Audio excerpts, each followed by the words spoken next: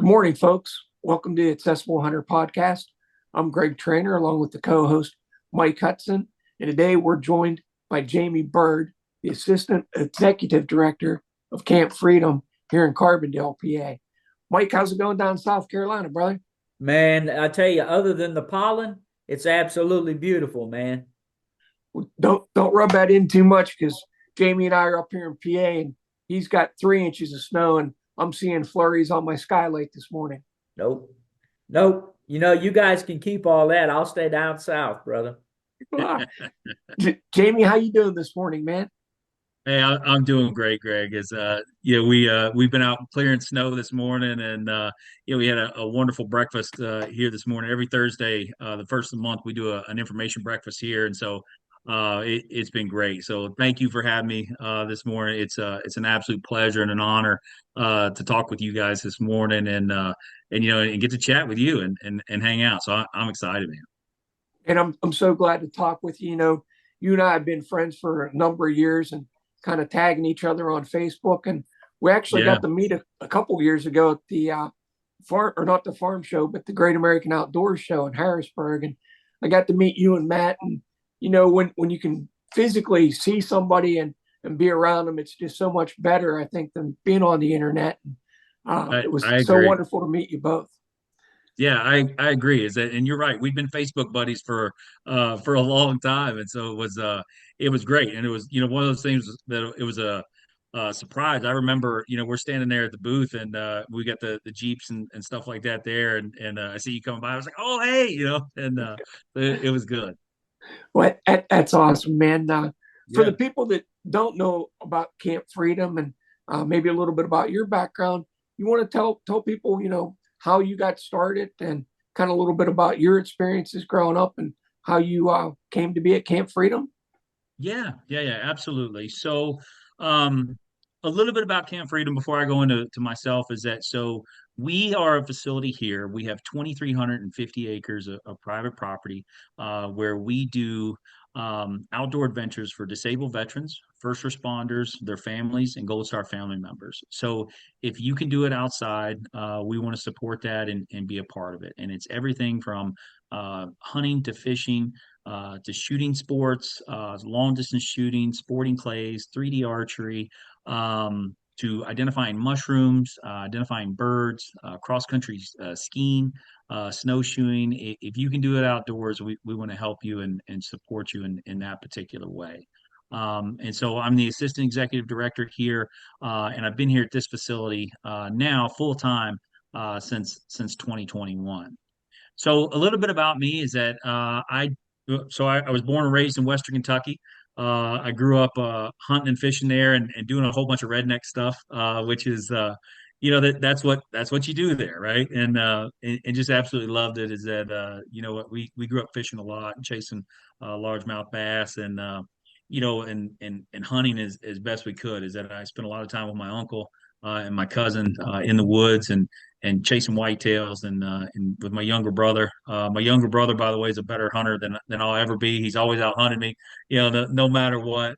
So we just grew up doing it. Grew up, shooting bows in the backyard and shooting guns at old paper plates on hay bales, and doing stuff like that. So 9/11 happened. Fast forward a little bit there is that so 9/11 happened. And like many of us, across the country, I felt compelled to serve. And on my father's side of the family is that everybody had been in all the different branches of the service except for the Coast Guard. And so my dad had spent a little bit of time with them in the Navy, and he's like, "Hey, you should really check these guys out." So I went to the recruiter's office, and because of the ship date and everything like that, is that I wasn't able to go to boot camp until 2002 is when I went in, July 2002. And shortly after that, I had a guaranteed day school, so I was a gunner's mate. So traditionally, gunner's mates work on everything from Beretta 9 millimeters all the way up to Browning 50 calibers. Run small arm ranges, teach people how to shoot and stuff like that. And so that's traditionally what my rating was going to be. I had this very unique opportunity to go to after 9/11. The Coast Guard stood up the maritime safety and security teams in various ports. So, like Boston, Seattle, New York, all over the place. And so I got to go to Boston. And if you can imagine like about a 75 person unit, that's like a mobile small boat team that has a high end boarding team that goes along with it. Typically, they have a dive contingency that's there, and I was excited. I talked to the detailer, and he's like, "Hey, I want to send you up here, and let's go up here and be one of those teams." So I got the opportunity to be a plank owner of Miss Team Boston, and we got to build that thing from the ground up. It was really neat, and I got this very unique opportunity. I got to deploy down to Guantanamo Bay, so I was down there for about 4 months, and got to enjoy that, and work with the different branches of service there. From the we were basically working with the Army, but we were also working with the Marines, and moving those guys around, and doing stuff, and working with the Navy too. So it was a great opportunity to do that. Then I got to come out of that and get to go to Navy dive school. And part of what our teams were doing is that they wanted to dive contingency so that they could look for IEDs and parasitic devices on ships and on piers, and those kind of things. And so I fell in love with the Coast Guard, at that point, and what we were doing, and what we needed to do. So I did that gig for about 4 years. I got done with that and went to a place called Hitron Jacksonville. Hitron Jacksonville is I went into more of my traditional role as a gunner's mate there, and did 3 years there, and basically was the LPO that armory, and they shot everything from the M107, Barrett 50s, to M14s, M240 Bravo machine guns, and got to support those guys. Is that so? Hitron is the only place in the Coast Guard that utilizes aerial use of force. So if you've seen any of those videos out there of those guys shooting out engines, and you know stitching up go fast and stuff like that, that's what those guys were doing. So I got to be in a support role for that, and just love that job. Is that aviation is one of those things. It's its own animal, that's for sure. Right. And it kind of took me out of my element, but it was great to learn there, and to be able to be on a range evolution where you're talking helicopters and ground contingencies and stuff. Is that there's a lot of moving parts there, a lot of spinning plates, Yeah. that are there. So I went from there into Training Center Cape May. I put in a package, and I got this other great opportunity to train recruits, and be the Coast Guard instead of call them the drill instructors, that they call them company commanders. So I got to go there and train recruits, and I did that job for 3 years, and I absolutely loved it. Is that you get to see them come from getting off the bus, and to where they don't know anything, to hand them out their orders, and getting them ready for their first duty station, is a pretty unique experience, it's really cool. And the kids, as they come into there, those young adults, they look up to you, and they want to learn from you and do that stuff. And so it was really neat. It was really really good experience. From there is that I knew I had to get, so also with that is that before I went to so all those skill sets that they were building after 9/11, is that the Coast Guard had traditionally done the boarding team members were just a part of a crew, right? So they would grab different ratings. So you would have like guys that worked on machines, to guys that drove boats. You would all get together, and then you would do a boarding that way. Well, some of these various teams is that the Coast Guard decided that they needed to have a maritime law enforcement rating that was there. And so 2010 is that I lateraled over, submitted my package for that, and so I changed rates from a gunner's mate to a maritime law enforcement specialist. And so I went to Cape May, trained recruits, and I knew I was an E6 at the time, and I knew I was starting to sit for E7. And one of the things that would make me more marketable to make E7 was to get back to an operational unit, and get back to doing the traditional work that I was doing. So I put in a package to go to the Pacific Tactical Law Enforcement Detachment Team, and this is basically a counter narcotic unit, counter piracy mission. Is that they deploy with they deploy with the Navy in particular, and then every NATO vessel that we have attached to us. And so they have two of those teams that exist in the Coast Guard. One is in San Diego, California, and the other one is in Miami, and they deploy all over the world. Um, So I got accepted into that team, and then they started putting us through a month-long green team training is what they did. And so started going through that training, and you're basically doing force on force scenarios, use of force scenarios. We're doing shoot no shoot type scenarios. We're doing all of our weapons qualifications, all of our advanced weapons qualifications, TCCC medicine, or your tactical combat casualty care medicine, doing IVs on each other, and figuring all that stuff out. And I made it all the way through that particular piece of training. And then we had a 2 day. You basically do a 2 day evaluation at the end of it. And at that 2 day evaluation is that I was partnered up with the guy I was partnered with, and we drew defensive tactics was our first thing that we were doing. And that was the first part of my evaluation. So we go in this training room, if you can imagine a padded room that was on the ground there, and padded walls. And then you have your instructors, and then you have your role players that are there as well. Basically what happened is that we started into this scenario, and I knew at a certain point that one of these guys was going to become active, right? I knew somebody was going to come tackle me before it was over and done with. I just didn't know which one. So I was talking to the guy on the left, and I was hoping it was him, but it wasn't. It was the guy on the right. So the guy on the right comes in. Now, mind you, at this point, I'm wearing about 80 pounds worth of gear. I've got full body armor on, weapons, magazines, various things that are on me. And he's in like a padded, like we would call them red man suits, is what we would call them, because Right. traditionally they were red. In this particular case, they were black. So he comes in to tackle me for a double leg takedown, and I took a step back, and I got one underhook in him, and then I rotated him, and we went airborne. And at that time, we went headfirst into a wall, or I went headfirst into a wall, and I was still in the top position from there, and I felt the compression. I heard the pop, but I didn't know exactly what was happening. Is that I grew up playing football and that stuff, and we just always called them stingers, is what we called them, to where you get compressed a little bit, and then you're like, all right, that hurt, and then you get back into it. So I'm in a top position, and I'm throwing elbows and working through all that, and then all of a sudden it was like a level 98 pain. So went through a couple things there, and they called the ambulance to come get me. And the guys the team guys that I was there with were phenomenal. Is that like Sean Price is always a guy I shout out. He's a dive guy as well. He started doing a neuro on me, and running a baseline neuro on me to make sure I had feeling in my toes and stuff. Put a C collar on me, and stabilized my neck at the time. And then the other guys were qualified as EMTs, and so they were very well trained, and really took care of me, doing what we were doing. And so they got me in the ambulance and stuff, and took me to the emergency room there at UC San Diego. And I got to the emergency room, and they put me through all the scanners and MRIs there, and we're running X-rays and stuff, and still didn't know exactly what had happened.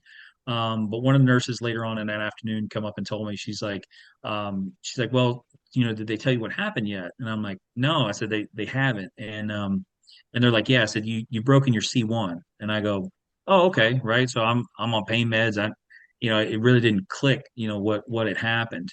And so what had happened is that, so I had a C1, a C1, what they call a Jefferson fracture. And that Jefferson fracture is a burst fracture that they typically see in shallow water diving. And so when my head went into the wall, is that it had broken my C1 in two places. It had fractured the base of my skull. It also broke a piece of my jaw at the time. And Wow. so, yeah, so it was pretty catastrophic. Um, so you kind of fast forward into that, is that one of the other things that they didn't know at the time was that the break in the C1 had also dissected my left vertebral artery. And so the second day I was in the hospital, is that I had a stroke while I was in the hospital. Had a lot of left thumb droopiness. My left foot was completely turned out.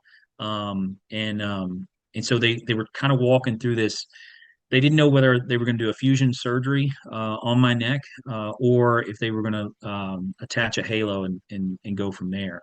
What they decided to do was put a halo on me. I was fully awake for that. I don't recommend that for anybody. No. That's Been there, done that, brother. Yeah, No. yeah, exactly. it's brutal. There's no other way to describe it. It's just brutal. They basically put these pins that basically they put into your skull, and then they torque them down to spec, and that's brutal. And then a lot of people don't know that Halo device comes all the way down to your belly button, and it sets with those metal rods, and so at that point you're completely demobilized to where that's kind of where you are, you know. Um, so from there, they moved me over to Naval Station Balboa. So I was on Balboa for about a week and a half, and they really didn't know what they were going to do with me. Is that they didn't know what was going on. Is that I was highly medicated and was having these wild hallucinations on OxyContin and oxycodone and stuff like that, and it was just pretty bad. And then I went to a facility after that called Scripps Memorial, and Scripps was the rehabilitation place and the physical therapy place that I went to, and so that was more of like, okay, let's take away your walker, let's help you get out of bed, let's figure out how we're going to eat with this thing, and kind of how to move, and I had one of those like reaching claws and stuff like that, where it helped me pick stuff up and teach you how to get dressed and teach you how to walk downstairs. Is that like I can remember. You can't see your toes, and so you're trying to feel your way up to a step, and just it being exhausting and upsetting, and just being terrified.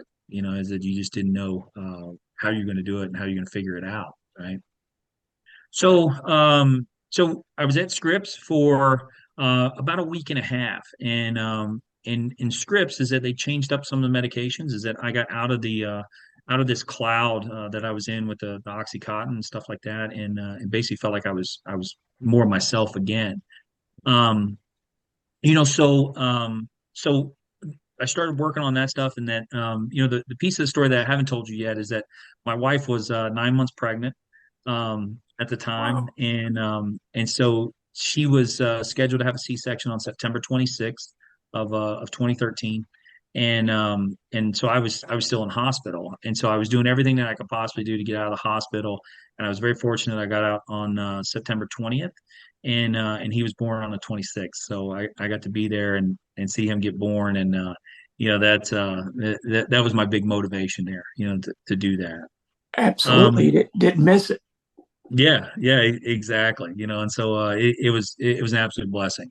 So after that is that to kind of fast forward here a little bit, is that I realized that my career in law enforcement, that door had shut, right? And I didn't want it to shut. It's one of the parts that I was struggling with, is that you're trying to figure out, okay, can I come back from this? Can I do something else? And that door had just simply shut. And so I kind of 180'd out there, and figured, okay, well, if I can figure out this piece, then I can start to do something different. And so I gathered up all my college credits, that I had from being in the service. I always thought, well, I'll finish my degree, on the outside there, and I started working towards finishing up my bachelor's. So you're going through the med board at this point. I'm still going through rehab. I was basically I wore Halo for 2.5 months coming out of the hospital.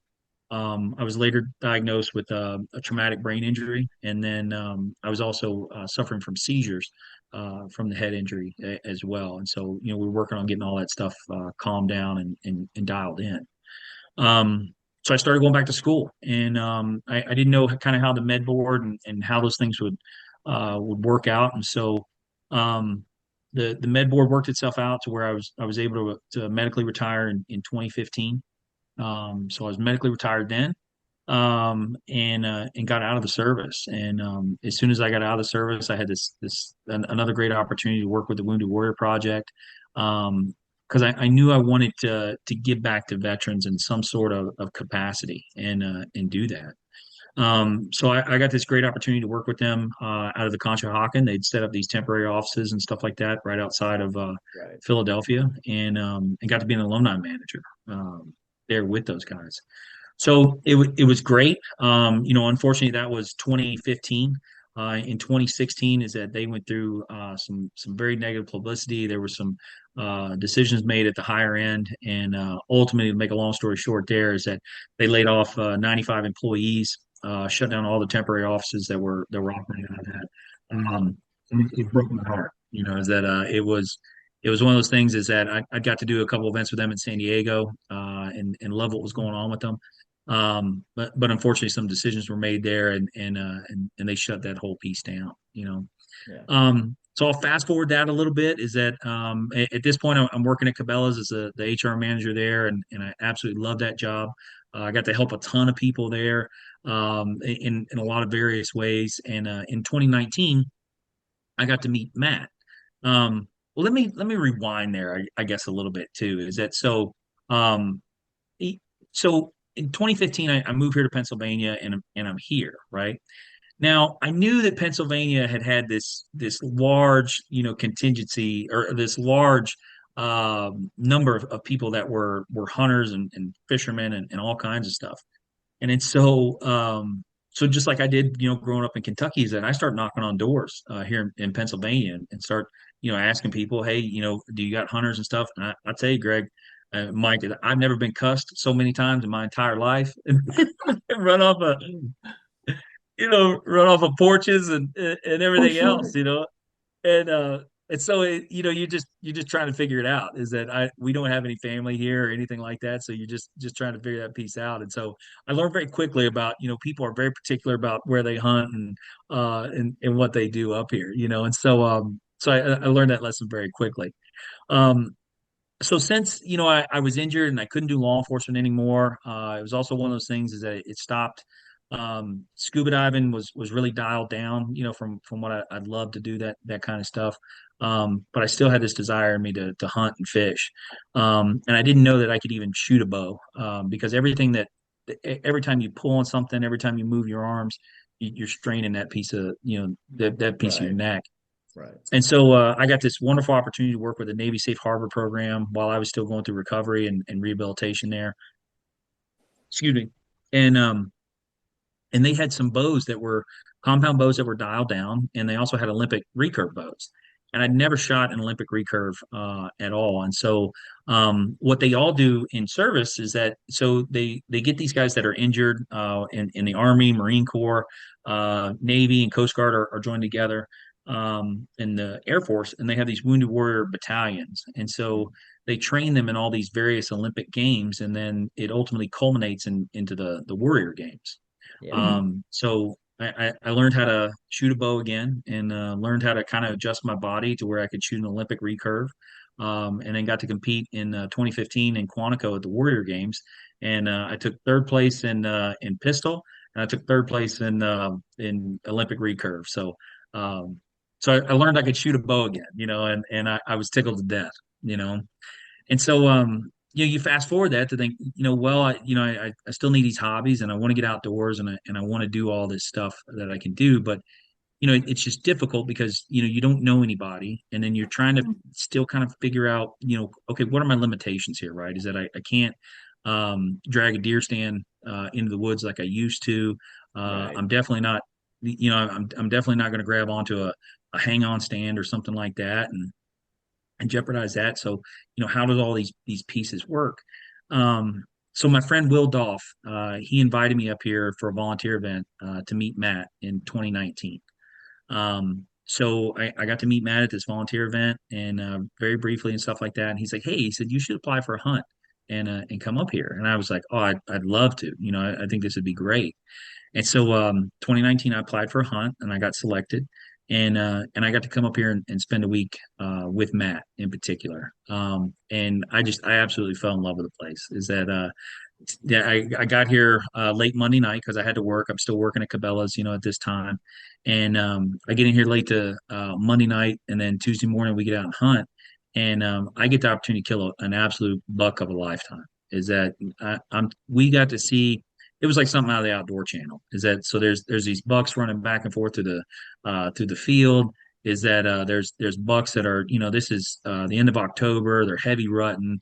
They're chasing does. They're breeding does in front of us and stuff. And so this giant walks out, and we watch him walk across the field and stuff and go to the side. And I was like, wow, that's an amazing whitetail. And so the deer come back in the field, and Matt's looking at it through the binos and everything. He's like, that's your deer, Jamie. He said, let's go ahead and shoot that deer.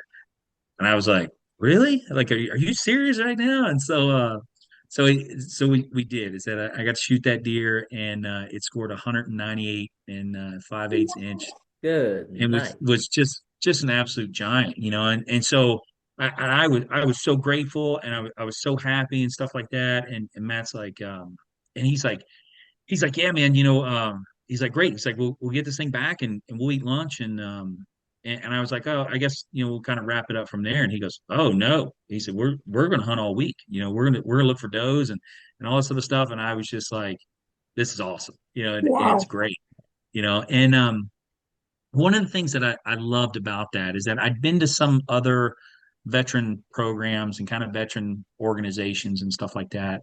And one of the things that they do, and it's not a knock against them or whatever, is that they kind of want to know your story up front, and what these things are. Is that when I came here, is that I was just met with open arms, and I just got to be myself. Is that we got to talk about redneck stuff. Is that we're talking about hunting and fishing, and that's what we focused on. And naturally my story came out about what was going on and stuff like Right. that. But I really built this bond with Matt. Is that we talked about life and talked about our kids and our families and all those things. And I absolutely fell in love with the place. And Matt and I joked about it. Is that we sat in the blind in this back corner, this front field is what we call it. And he said, I don't know when it's going to happen. He said, I don't know how it's going to happen. He said, but you're going to be working here someday, And I said, I'd love to. I'd love that opportunity. So fast forward that a couple years, is that I was working at Cabela's, and still doing the HR thing, and doing that. Matt called me up one day, and he said, hey man, listen, he said, we're ready to go. He said, I'm ready for you to come here and run the day-to-day operation for me, and bring you on board. And I couldn't say yes fast enough. It was Right. just an absolute blessing to come here and be here. And so yeah, so it's been one of those things, is that so that was in 2021. And we got to see a huge transition from the team that was here. We had some members leave right when I got here, and have changed out a few people. And the team that we have here now is just phenomenal. They're all hard workers. They all wear 15 different hats, like we all do, and take care of things. And so it's just been an absolute blessing. Is that I've had the opportunity here to, now that I've seen that side of it as a hunter, is that now I guide, doing the same thing with Matt. Is that I guide on the inside of the high fence preserve we have, and on the outside as well. And you get to hear these stories of guys that are, guys and gals that are going through a difficult time, or maybe they have. And I'm able to share some of my experience and some of the things that have helped me be resilient, and and talk with them, and help them, and really become really good friends with them, and help them in various ways. And um and so it's been an absolute blessing. And whether that's somebody coming up and hanging out on the pond, and fishing, or us just taking them around the property, and showing them what we got going on, it's just phenomenal to be here, and get to help people every day. Is that I put a lot of hours in, and we work a lot of long days here, that we have, but it's so rewarding. It's just an absolute blessing. I can't say enough about it. So that's Jamie, that's the long that's the long story. no, man. I just want to say first off, thank you for your service, brother. Oh, Um, thank you, Mike. Hey, Thank I've you. I've got to me and you traded on a lot of the same grounds. I was on fast team for the Marine Corps, and did a lot of SRT type work, and was a heavy machine gunner. So we kind of were on the same trigger mechanisms. But Yeah, I love everything about what you've discussed. And the biggest thing was when you said you got to be yourself. And a lot of yeah, times when you're around Wounded Warrior projects, and most of the time these guys and girls just want to give back. yeah, They don't want a sad story. They don't want somebody to give them sympathy. And when you're around a lot of these service members, they just want to keep giving. And, Yep. service is a calling. And Yeah. that's what a lot of people don't understand. It's not like you're trying to be a hero. We joke around in the Marine Corps, you go from hero to zero real quick. Uh, And the biggest kicker is we just want to continue to serve. And it exactly. sounds like, God put you in a spot that you needed to be. Yep. And you get to see it from a unique standpoint where you're right. It's not a one and done. We're going to come shoot a deer. It's about camaraderie. Mhm. And I love everything you guys got going on. Yeah, well, thank you very much. And it truly is, is that I feel like, for me that this is that I truly been called by God to be here. Is that this Right. is it's changed my life, wholeheartedly, and changed, my perspective on many things, and so we're here, and it's almost cliche to say, but you feel like all of your life experience that I've had, whether that's Right. running a range or doing things that I was doing in a service or outside of service, is that in some way, shape, or form, is that even the HR stuff that I do, like I do paperwork and stuff like that here, you know, Sure. it, every one of those things that I can bring to the table here has helped us be successful, and all those things have been useful to help us get to the next level and the next step. And so, but it really is that I agree with you. Is that sometimes you go to these things and you just want that feeling of normalcy again, Right. and you don't want sympathy, you don't want someone to look at you any different than anybody else. Is that you just want to be yourself, and like me, I'm always joking and laughing, and I want to have a good time, and I want to mess with people and do some of those things, and and I try to bring that to the table all the time here, and try to remind guys and that other people that they just want to be treated as normal people, and not be Sure. focused necessarily on their service or focused on their injury or whatever it is that it's just being themselves and getting to share. So Yeah. That's an excellent point. Jamie, people just want to be themselves. They want to be surrounded, by people that enjoy the same things that they do. They don't want to be treated any differently. A lot of times they're struggling to get back to themselves, back to the person that they were before injury or before service. And you bring so much to the table, brother. I mean, your life experience, as Mike said, brought you to this point that you're able to share with folks that maybe somebody that didn't go through exactly what you went through, the hardships that you went through, would not be as qualified or be able to share in their experiences in the ground blind as much as you can. yeah, well, thank you, Greg.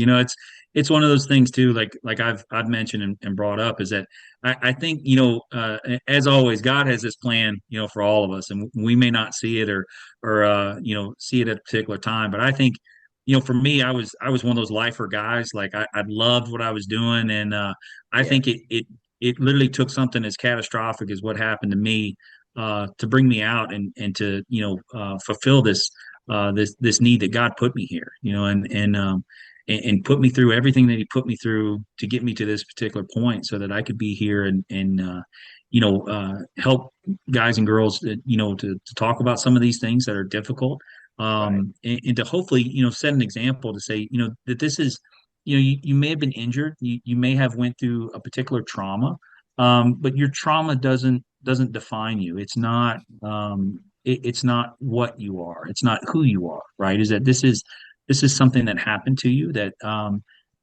can be devastating if you let it, but there's a way out. There's a way that you can still have a wonderful life, and you can change a few things, you can adapt a few things, but we can still get out in the woods. We can still get out and chase turkeys. We can still get out and chase whitetail. We can still do those things. It's just going to look a little different Right. than some of these other guys, and that's what it's about. Man, you hit all the right buttons, man, and it's almost like you're looking in a mirror and speaking the same language. We advocate a lot on the same realm, and you're Yeah, right. We never know what the process is that has brought us to this place, and to see yeah, all the avenues that we go through in life, and a lot of times we don't feel like we're fully equipped. When yeah, all in all, God's making those changes. We just have to go through the steps. And unfortunately, we've gone through a lot of the same steps via the halo and spinal cord injuries and Yeah. all of that. And I agree with you. And I know Greg is too. The halo is one of the things I would bypass 100 times over. Yeah. Um, they're rough, man. And Yeah. then you got the little wrench that's on your chest in case they have to crack it open to do CPR. And man, there's a Ugh. lot. I know. Didn't mean to Yeah. bring up those negative thoughts, but No. it gets back to it. You're right. It's Yeah. not about focusing on the chair. It's about focusing on the individual, or Right. not necessarily a chair. You know what I mean? Right. The person going through the process. But Right. it's so much more about empathetic dialogue, and Hmm. that's terminology that we use a lot, and it comes back to we just want to know the person's story. And if Right. we allow them to do it, and we just been blessed in this, I took a lump to the neck, and the next thing you know, God's opened up so many doors where I'm Yeah. like, I absolutely loved being in the Marine Corps and law enforcement, Hmm. but He had bigger plans, Right. and it was so much better than I thought. He changed the trajectory of my life, but Yeah. me and Greg's talked about it before. It is so much better than I thought it was going to be. Now, the injury sucked, but at the Yeah. same token, life can suck if we don't figure out ways to make it positive. You're 100% right, Mike. It's always one of those things, and like, I look at the things that we've all been through, and kind of what our perspective of it is, and even somebody that maybe hasn't been injured as severely, or maybe maybe they're just going through whatever that tough piece that Right. is that Yeah. there's so many of us that are out there that have that outlook to where you know, all guys and girls need to do is just take a deep breath and look around, right? And Right. look at the other people that are there that are setting the examples to do phenomenal things with their lives. And whether that's, you know, uh, going scuba diving, or jumping out of a plane, or whatever it is that, Right. those, and I talk about this a lot too, is that, the military, or the things that you go through in life, is that they really, you know, resiliency, dedication, work ethic, and stuff like that. Those are all things that they help to ingrain in you. And just Correct. because you're out of the service doesn't mean that those have to stop. And as you're going through your injury, or rehabilitation, or whatever that is that it's a one day at a time. Is that you work hard every day to better yourself, and to put yourself in a better situation. And those skill sets, help so much on the outside, and can help you go through anything. And so Right.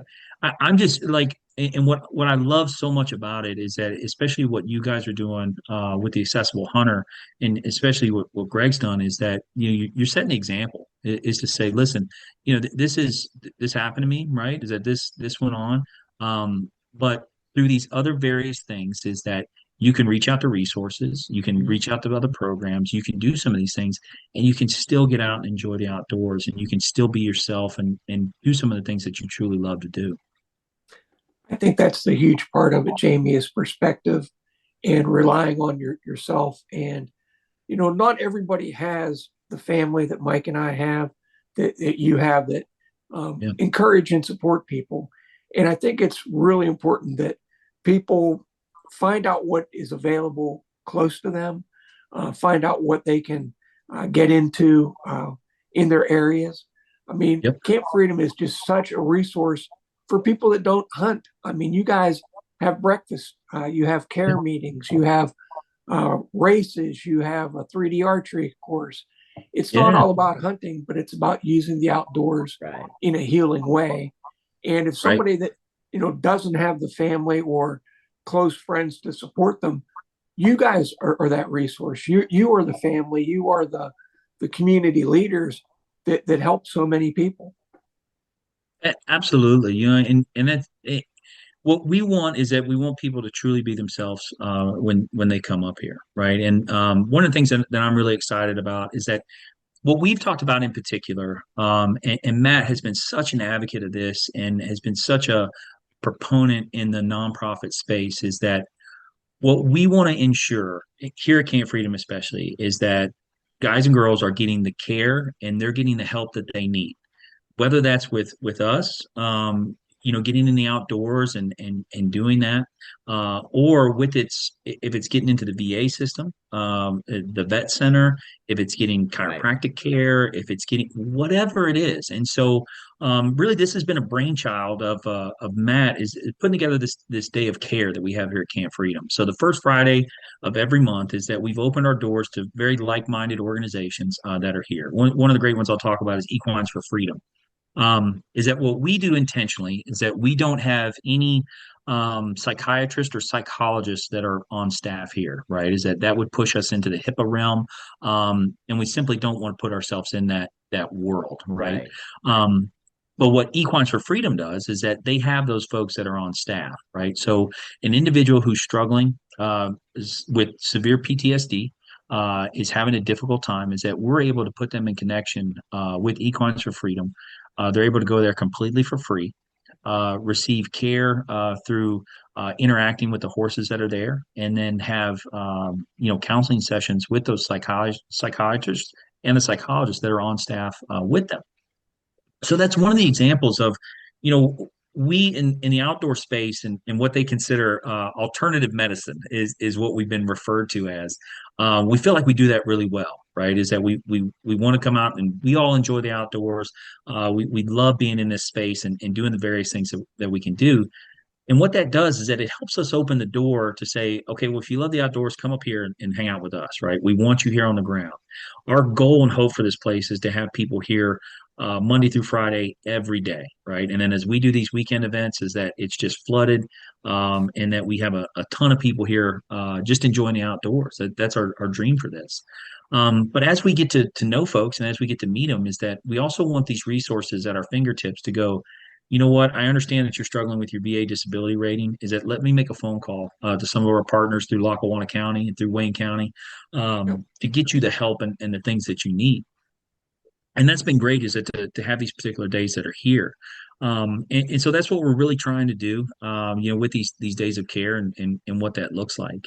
The other thing that we do too is that, we want people to come up here and be themselves and do this. And Mike, you had touched on this earlier, where a lot of times in the service is that it's like you just have this deep seated need in you to be helpful and to be in service in some ways. And so, and this was really a surprise to Matt, as he came on it, and he talks about this a lot, is that our volunteering component here is really our lifeblood of how we're able to get things done. Is that Right. we have 10 full-time employees, one part-time employee, but we have a ton of volunteers that, whether it's an event that we're doing, or like this fishing thing that we got going on this weekend, no matter what it is that our volunteers, they're, and a lot of times they're first responders, they're veterans and stuff like that, that just have this need to serve, to where they're like, hey, put me to work, right? Is that come up here and put me to work and let me help in some sort of way. And what we found is that by them giving back and helping our organization, or stopping to have a conversation with somebody that's visiting up here, is beneficial in their healing process, and it's beneficial in their particular journey, and so that's been really neat to see, really really neat to be part of. That's one of the things we especially in the Marine Corps, I just go back to that over and over. You get to living or you get to dying. And the Yeah. guys and girls around, there's no pause. There's just instantly, okay, I've got an injury, let's move on. What's the next step? And Mhm. you guys are harnessing that 100% on the ground and giving back. How does somebody apply for a hunt or apply to be there, Jamie? Is there a website or way they can get connected? Sure, absolutely. So, a little bit about, and I'll explain how we do the hunts here as well. Is that so? A little bit about connecting with us is that you can just go to www.campfreedom, PA is in Pennsylvania.org. and you can see our website. Is that we're really excited. We're on the cusp right now of changing our website a little bit, and making some changes to it, updating it a little bit and stuff, and doing that. So that's the easiest way to figure out what we have going on, what our most current events are, see some of our fundraising things that we're doing. Is that has all of our information that's there. We're on all social media. We're on Facebook and Instagram. We try to keep those. We have a wonderful now is that so Bailey Gatis does all of our multimedia here. Is that whether that's social media, videography, photography, is that she does all that stuff and just does a phenomenal job at it. So she's really helped us to get those push those platforms out to where we can talk about our mission, we can talk about who we are, and we can talk about how much fun we're having up Right. here as well. So those things have all been really well. So the top of that website right now is that there's a hunt application. Then there's also a fishing application that's on there, and I'll talk about the fishing too. The fishing's really exciting. So the hunting application. So all of our hunts that are done here are done on a one-to-one guided basis. Okay. So any of our guys and girls that come here to hunt with us is that we never leave your side. And that's from the moment you get here to making sure that you're into the lodge and that you're here that you're comfortable. Is that all they have to worry about here is squeezing the trigger, and that's it. Is that they'll have a guide with them the entire process. They'll identify a game with them. Once they make the shot, is that we recover the game, bring that back here, and we do all the butchering and everything back here ourselves. We have some other resources that if guys want to get into snack sticks and smoking stuff and doing some of that stuff, is that we'll kick them to those guys. But we'll debone everything and give them all the meat and everything to go home with them. Right. And then one of the other things too is that, and I don't know if you guys have heard about these guys, is that Artistic Visions down in Birdsboro. There's a guy there, Aaron Simmer. Aaron is a Marine Corps vet as well, and he has a phenomenal taxidermy place there. Is that he has a display room that's just it's unreal. You can't even put it into words. And what Aaron does for any of our guests that come up here is that he gives them a 50% discount on a shoulder Wow. mount. And so and he's done it for a long time and just done it really well. So you get to come here, you get to have this wonderful experience with us. You get to take the meat home with you when you go. Currently, right now, all the cost that they incur is just getting a Pennsylvania hunting license when they come up here, and then also their travel, to and from. And so we're working with a couple different organizations right now to try to cover some of those things. But right now, that's the only cost that they have to do. Um, Fishing as well is that so this year is that we brought on a gentleman named Mike Burkhart.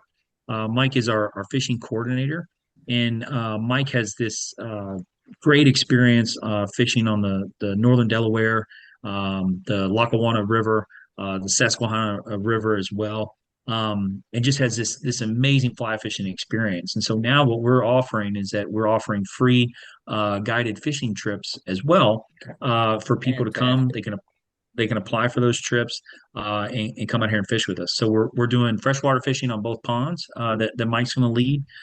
He's also doing guided fly fishing stuff right here in the Lackawanna. We have 2 miles of the Lackawanna River here that we use, and then he's taking them on a drip boat experience in northern Delaware.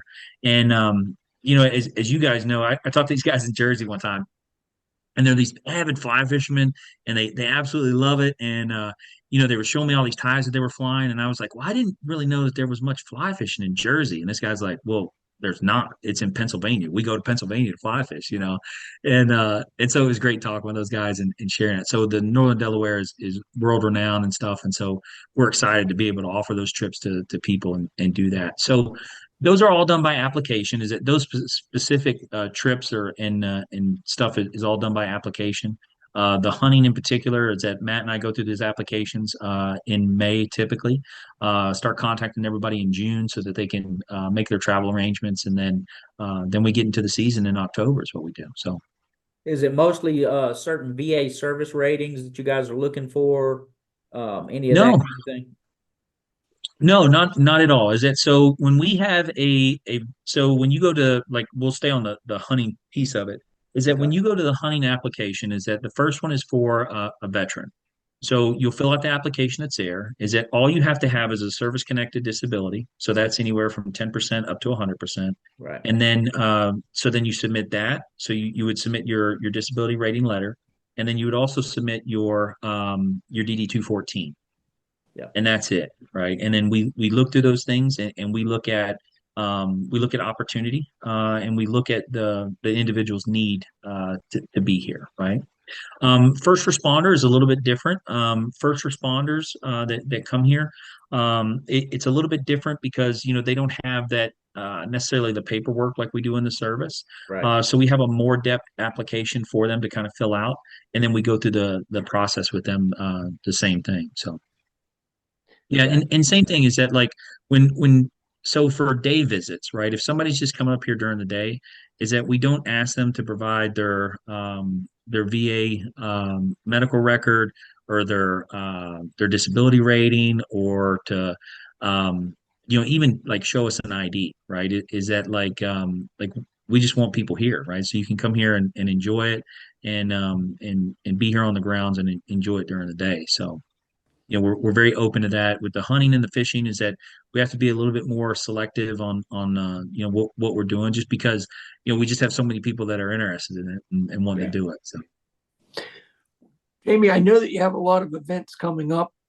You've got a lot of races, and I was looking on your site this morning, the biathlon that you're going to have in June. I just think that's going to be an amazing event. I really enjoy watching that at the Olympics with getting your heart rate up and shooting and things. And we're going to have you back on, buddy. I know we could talk about things all day, but maybe after some of the events, you'd be willing to come back on and we can uh, talk a little bit more. It's been amazing talking with you this morning. Yeah, 100%, Greg. Is that like I said, I'm just I'm honored, and it's always wonderful to be with you guys and talk with you. And like I said, I've always been impressed with the work that you do and the example that you set to show other people that regardless of what your situation is or what your particular disability is that you can still get out in the outdoors and still enjoy it as much as we do. So thank you for having me. I would love and I'd be honored to come back anytime that you guys would have me. So Absolutely, Mike. Mike, you want to wrap us up this morning, buddy? Did I miss anything or leave anything out this morning? No, man. It's one of those things. Jamie, again, thank you for your time. I know you're a very busy guy. You guys have a ton going on. Thank you again for all the way you guys are giving back.